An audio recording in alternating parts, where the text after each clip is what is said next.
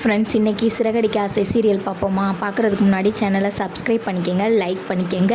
வாங்க போகலாம். என்ன நடக்குதுன்னு பார்த்தீங்கன்னா, மனோஜுக்கு கல்யாணம் பண்ணலான்னு அவங்க அம்மா பொண்ணு வீட்டுக்காரங்கள்ட்ட சொல்லி பொண்ணு வீட்டுக்காரங்கள இங்கே வர சொல்லியிருக்காங்க.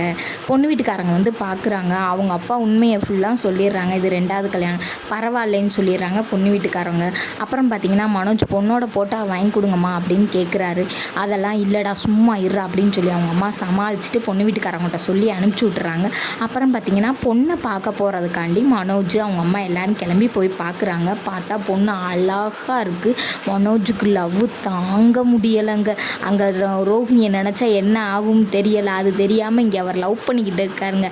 கடைசியில் பார்த்தீங்கன்னா, அந்த புள்ள தங்கச்சி முறையாகுதுன்னு சொல்லி விட்டாங்க. மனோஜுக்கு ரொம்ப ஃபீலிங்காக போச்சு. மீனா தம்பி ஒரு பொண்ணை லவ் பண்ணுறாரு. அந்த பொண்ணு வந்து வீட்டில் கேக்கு வெட்டி கொண்டாடிட்டு துணி கொடுத்துட்டு போகுது. அப்போ மீனா கேட்குறாங்க, என்ன நீ எல்லாரும் சின்ன கிஃப்ட்டு தான் கொடுப்பாங்க, இந்த பிள்ளை நான் நிறையா துணி கொடுக்குது அப்படின்னு சொல்கிறாங்க.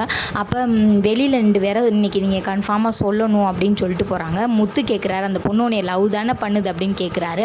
ஆமாம் மாமா பண்ணுறாங்க, நான் சொல்லலை, அக்கா வைவாங்கல்ல மாமா அப்படின்னு. உனக்கு வந்தால் நீ பண்ணுறா, நான் பார்த்துக்கிறேன்டா மாமா, அக்கா முறைக்கிறாங்கம்மா, நீ உன் வேலை பெற அப்படின்னு சொன்னோன்னே அந்த பொண்ணு ஹோட்டல் கூப்பிடுது. கடைசியில் ஹோட்டல் கூப்பிட்டோன்னே 2 பேரும் பேசுகிறாங்க. பேசையில் அந்த பொண்ணுக்கு ஒரு ஃபோன் வருது. அது யாருன்னு பார்த்தீங்கன்னா சிந்தாமணியோட பொண்ணு தான் இந்த புள்ள. இந்த பொண்ணை லவ் பண்ணுது. ஆனால் கடைசியில் 2 பேருக்கும் லவ் முடியுமா, கல்யாணம் முடியுமா முடியாதுன்றது நம்ம கடைசியில் பார்ப்போம். அதுக்கப்புறம் பார்த்திங்கன்னா, அங்கப்பிரதர்சனம் பண்ணுறதுக்காண்டி அடிப்பிரதர்சனம் பண்ணுறதுக்காண்டி கோயிலுக்கு வந்திருக்காங்க மீனா. அப்புறம் பார்த்திங்கன்னா, சின்ன மருமகளும் வந்திருக்காங்க. 2 பேரும் சேர்ந்து அடிப்பிரதர்சனம் பண்ணிக்கிட்டு இருக்கையில் அவங்க மாமியா வந்துடுறாங்க. என்னம்மா நீ என்னம்மா இங்கே வந்திருக்க, கோயிலுக்கெல்லாம் வருவியா அப்படின்னு. ஆமாத்த, உங்களுக்கு நல்லபடியாக இந்த நோய் இருக்கிறத போக்கணுன்றக்காண்டி வந்திருக்கேத்த அப்படின்றாங்க. எந்த நோய்மா? நீங்கள் மீனா மேலே தப்பு சொல்கிறீங்களே, அந்த தப்பை குறைச்சி நீங்கள் வந்து மீனா மேலே நல்ல அபிப்பிராயம் வரணுன்றக்காண்டி நான் கோயிலை சுற்றி வந்திருக்கேத்த அப்படின்னு சொல்கிறாங்க.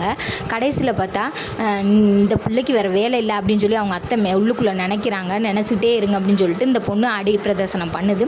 இதோடு இந்த இன்னைக்கு நாடகம் முடிஞ்சிருச்சு. பிடிச்சிருந்தா சப்ஸ்கிரைப் பண்ணிக்கோங்க.